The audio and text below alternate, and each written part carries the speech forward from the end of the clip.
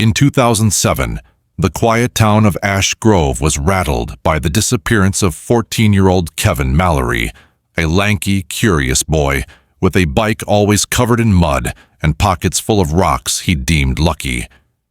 That morning, he told his mom he'd be back before dark and set off to meet a friend at the park just a few blocks away. But somewhere between his front porch and that open stretch of grass, Kevin vanished. His backpack, still zipped and untouched, was found propped neatly against the bus stop bench, like someone had placed it there deliberately. No tire marks, no scuffle, no camera footage to rewind. Just silence where noise should have been. Police scoured every inch of the park, dredged nearby creeks, knocked on every door. But there was nothing. Not a jacket snagged on a fence, not a footprint out of place. For weeks, helicopters circled overhead and missing posters fluttered like white flags of surrender from telephone poles. The town's sense of safety cracked like thin ice underfoot, and parents began gripping their children's hands tighter. Kevin's name became a whisper in local diners and PTA meetings, a ghostly warning wrapped in a question mark. And by winter, when the search teams grew smaller and the news stories began to fade, Kevin Mallory had become more than just a missing boy. He was a haunting, a mystery that dug itself into the soil and waited. What happened next will shock you. But before we continue, hit that subscribe button for more stories like this. The years that followed Kevin's disappearance were like a wound that refused to close, only scabbing over enough to keep from bleeding out entirely. His mother, Diane, stopped sleeping in her own bed and took to resting on the couch just in case Kevin came home and needed someone to let him in. She never repainted his room, never boxed up his things. His baseball glove remained curled on the windowsill, his homework still pinned to the corkboard with a star sticker in the corner. His father, Mark, shrank into a man defined by deadlines and silence, taking double shifts and weekend jobs to avoid the ache of coming home to the stillness. Birthdays came and went with cupcakes left uneaten and candles blown out by no one. The town, which once buzzed with search parties and prayer circles, slowly returned to its routines. New faces moved in. Old ones stopped asking. The case file was eventually shelved under the fluorescent hum of a forgotten precinct office, and Kevin's name was reduced to a file number and a few yellowed pages. But in the Mallory house, time didn't move forward. It merely circled, like a clock with its hands broken off. Every ring of the doorbell was a jolt, every phone call an almost. And in that space between hope and despair, the family fractured in quiet, irreversible ways. The auction was uneventful, just another Saturday for hobbyist treasure hunters and amateur pickers looking for forgotten relics in neglected lockers. The rusted unit in the back corner, barely mentioned in the listing, hadn't been opened in nearly 2 decades. Its rent unpaid for years. The name on the file faded to a half-legible scrawl. To most, it looked like junk. Peeling paint, mildew, boxes crushed under the weight of time. But tucked against the back wall, hidden behind cracked furniture and moldy bins, was something that caught the winning bidder's eye. A steel box the size of a small trunk, its edges corroded and seams bolted tight. It didn't match the rest of the junk, didn't belong among the torn lampshades and tax documents from the early 2000s. It was heavy, far too heavy for one person to lift without effort, and sealed in a way that felt less like storage and more like secrecy.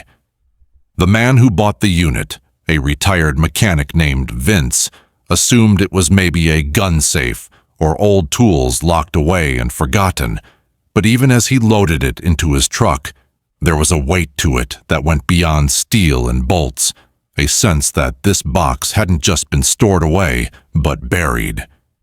It takes Vince nearly an hour and a half to get the box open, first with a crowbar, then a grinder when the hinges refuse to give. The steel doesn't creak, It groans, like it's remembering something it tried to forget. As the lid finally pops loose, a rush of stale air fills the garage, thick with rot and rust. At first, he thinks it's old camping gear, a bundled sleeping bag, torn fabric, maybe forgotten supplies. But then he sees the duct tape, layers of it, smeared with age, and the Polaroids scattered beneath, faces half faded but still wide with fear.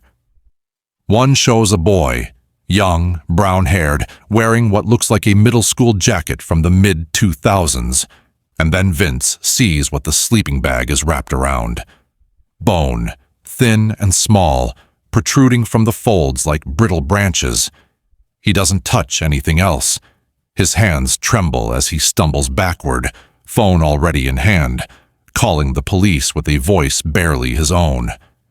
Minutes later, the garage is sealed in yellow tape, and what was supposed to be a collector's lucky haul becomes national news. The coroner's first glance is all it takes to shift everything. They're almost certain these are the remains of a child. The question now isn't what was in the box, it's who, and why they were hidden this way for 18 long, silent years. The DNA results come back faster than anyone expects, and they leave no room for doubt. Kevin Mallory, the boy who vanished without a sound 18 years ago, had been inside that box the entire time. The photos found beside his remains confirm what many feared. Kevin had been bound, gagged, and utterly terrified in the final hours of his life. In the grainy Polaroids, his face is swollen from crying, his clothes dirty and disheveled, but unmistakably his, right down to the friendship bracelet his mother had made him a week before he vanished. The images send shockwaves through the town, igniting outrage and sorrow in equal measure. For a community that had long clung to fading missing posters and candlelight vigils, the truth lands like a gut punch. News vans crowd the streets, reporters knock on old doors, and Kevin's parents, now older and grayer, are thrust into a second nightmare, one where closure doesn't feel like relief, but like reopening a wound that never healed right. The mayor holds a press conference, calling it a tragic day for the town, but his voice trembles when he admits what everyone is thinking. Someone had taken Kevin, hurt him, and buried the truth in plain sight. And they had gotten away with it for nearly 2 decades. The paper trail winds its way back to a man named Ronald Fay, a former maintenance worker at the facility who vanished in 2010 under mysterious circumstances. At the time, his disappearance was chalked up to debt, a failed marriage, and whispers of relocation. But now, with Kevin's body found in a unit rented under a false name tied to Ronald, the picture grows far darker. Investigators dig into his past and discover a pattern of quiet transience, moving from job to job, town to town, leaving little behind but a sense of unease wherever he went. A former co-worker recalls how Ronald had insisted on keeping a set of master keys and was oddly territorial about a particular row of units, brushing off questions with unsettling calm. The name on the rental papers had been fake, but the handwriting matched an old application Ronald had filled out years prior. What disturbed detectives most, however, was the meticulous nature of the box itself, how cleanly it had been sealed, how deliberately it had been hidden in a forgotten corner of the property. It wasn't a crime of rage, it was a crime of control, the kind of act committed by someone who expected never to be found. As authorities begin piecing together Ronald's life before 2010, a chilling question looms. Did he do this to Kevin alone, or were there others? The storage unit, once just a rusted footnote in a forgotten facility, now marks the epicenter of a decades-long mystery that had been hiding in plain sight.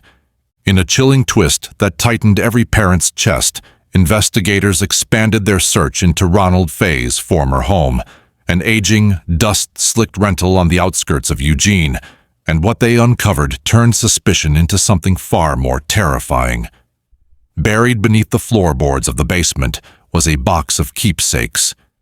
Children's wristwatches, faded photographs, small backpacks with names carefully scribbled in permanent marker, and receipts for items no adult should have reason to collect in bulk. Ropes, disposable cameras, padlocks. Alongside them were several worn notebooks filled with erratic handwriting, pages of ramblings that veered between childish scrawl and methodical, sinister record-keeping. There were no full names, but initials paired with dates and cryptic notations. KM, bus stop, compliant. JR, too loud, moved quickly. Police believe the journals may be a grotesque catalog, and while some entries line up with known cases, others do not, suggesting Kevin may not have been the only one.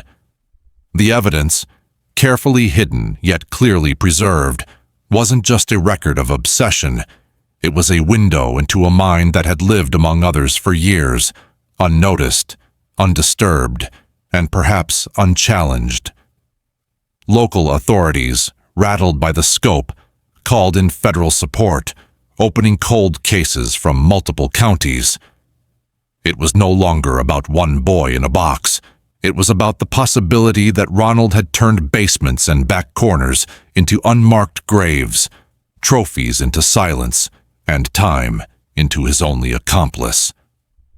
The home, quiet for over a decade, now echoed with questions louder than any knock on the door. What the journals revealed was not a quick crime of impulse, but a slow, methodical unraveling of a child's final months, an account more harrowing than even the most cynical investigators were prepared for.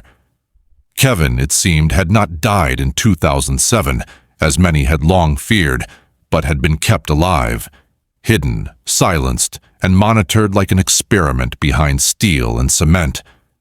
The pages chronicled a warped routine. Meals spaced irregularly, moments of silence praised, any attempts to speak of going home met with punishment. There were photographs, too, dozens of them, each one more heart-wrenching than the last. Kevin in different shirts, Kevin with a bruised lip, Kevin curled on a stained sleeping bag, clutching a stuffed animal that hadn't appeared in any of the missing posters, but was later identified by his mother as his favorite. The journals spoke of training, of breaking the pattern, of erasing the panic, as if the boy was being reshaped into something unrecognizable. Each entry dated, each page another step into the mind of a man who had rehearsed cruelty like a script. Kevin's last documented moment came months after he vanished, and while the writings never outright described his death, the pages abruptly stopped. No goodbye, no accident, just silence. It was that emptiness that told the investigators everything, that somewhere between January and April of 2008, the boy had finally slipped beyond the journal's control and into the silence his captor had been building toward all along. The timeline shattered the illusion that Kevin had simply vanished. Instead, it exposed a hidden world in which he had screamed, waited, hoped, and finally disappeared beneath layers of dust, secrets, and steel. Justice, when it finally came, didn't arrive in the form of handcuffs or a courtroom confession. It came in the echo of unanswered questions, in a courtroom filled with ghosts and grief. The man responsible for Kevin's death was never forced to sit in front of a jury, never made to look into the eyes of the family he destroyed, never compelled to explain why he turned a child's final months into a labyrinth of suffering. He had vanished years earlier, presumed drowned in a boating accident off the Pacific coast, leaving behind only fragments of his life and his horror. The state declared him legally dead, and with that, the criminal trial was rendered impossible. But a civil case moved forward, driven not by vengeance, but by the aching need for closure. Kevin's mother stood before the judge, holding the last photo of her son they'd recovered from that rusted box, her voice trembling but clear. "He was just a boy," she said. "He trusted the world." Other families of missing children linked to the same suspect came forward, their stories chillingly similar, their pain overlapping like scars stitched from the same needle. Though the man could not answer for what he'd done, the court acknowledged the overwhelming evidence and ruled in favor of the victims' families, assigning blame even in the absence of a living defendant. But no amount of compensation could balance the scale. No judgment could rewrite those lost years. What the families truly wanted was something no courtroom could grant: the return of time, the undoing of silence, the impossible resurrection of a child's laughter. Instead, they received the only justice still available: the right to name what had happened, out loud, in public, with the world listening. And in that, there was a different kind of reckoning, one not built on punishment, but on truth, at last dragged into the light. Kevin's memorial was unlike any the town had ever seen: quiet, heavy, and deeply personal. His mother stood beneath the gray sky, the weight of 18 years visible in the tight grip she held on a small Polaroid photograph. It was one of the last ever taken of her son, recovered from the rusted box that had shattered the silence they'd all lived with for so long. In the image, Kevin's eyes were weary, frightened, but unmistakably his. She placed it gently beside his urn, not to immortalize the pain, but to prove something louder than grief: that he had existed, that he had been loved, and that he had never, not for a second, been forgotten.